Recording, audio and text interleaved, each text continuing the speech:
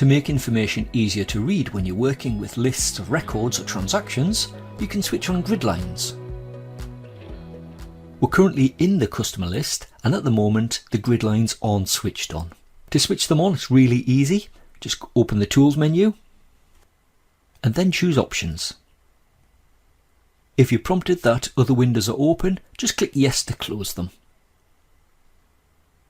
This opens the Options window, and on the Ledgers tab, the third option is Show Grid Lines. You just want to tick that box.